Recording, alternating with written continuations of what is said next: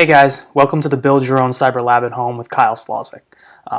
In this lecture I wanted to give you an overview of the course and how we're going to go about this journey of building your own lab. So first things first, I separated the course into three distinct sections, minus the introduction section, which is what you're in right now. But I did separate it into plan your lab, build your lab, and use your lab.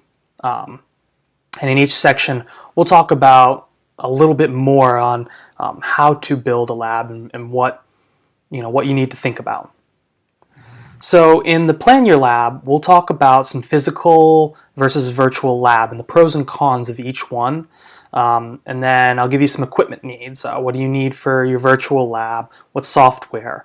And I'll give you some free options, which I'm a very big proponent of free. And then I'll give you some paid options because while free is great, there are some things that you are better when they're paid for. So we'll talk about both setups, and we'll talk about physical equipment needs and what do you need in order to run a physical lab. In the Build Your Lab section, we'll talk about virtualization.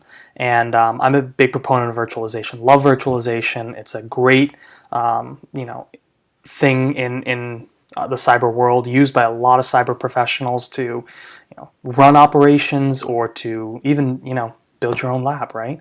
So we'll talk about virtualization. I'll give you a couple of options on that. And then we'll talk about physical setups. How do you build and build an infrastructure, a physical infrastructure for a lab?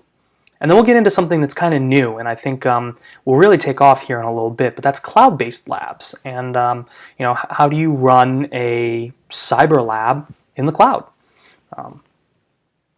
And then in the Use Your Lab section, once you've got that infrastructure set up, we'll talk about what a typical lab looks like. What software do you need in it? In order to do, whether that is you want to do pen testing, you want to do forensics, maybe you were just doing it for general IT knowledge.